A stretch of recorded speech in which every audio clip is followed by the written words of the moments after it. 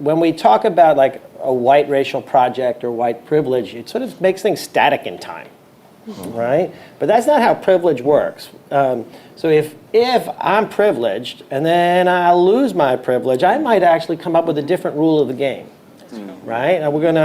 And so things get re-inscribed in different ways. And so in that sense, it's a moving target, right?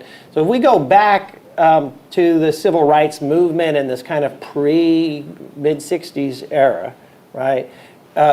Racial exclusion was so totally institutionalized it did not have to be, it was just not a problem at the level of workplaces, right? Many workplaces were either all white or all male, and when they were integrated, the segregation was total, right? There was no, so if you go back to the early 60s, like managers are 97% white men in this country, right? So in that sense, there's almost no politics of this. It's just in the infrastructure of everyday life, right? Now the civil rights movement changed that. And the civil rights movement also gave birth to the women's movement, which also changed that, right?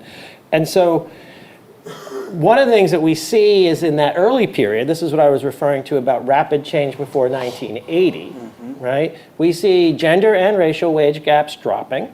We don't see a big change in unemployment. African Americans in particular still have to apply for more jobs to get one, but they were, right? And we see segregation in these workplaces drop fairly rapidly from a very high level. Right?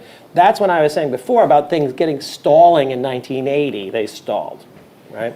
So, but that doesn't mean that there's no change anymore, right? So now I'm going to be a little nerdy professor, right? So if you have something that's going down over time, segregation, or a wage gap that's going down over time and it goes flat like this, right? That doesn't mean there's no change anymore. It means the change is now local.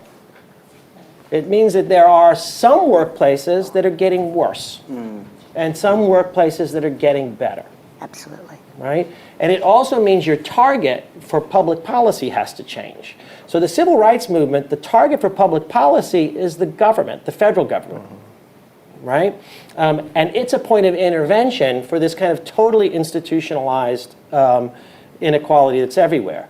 Now, the politics has to become local.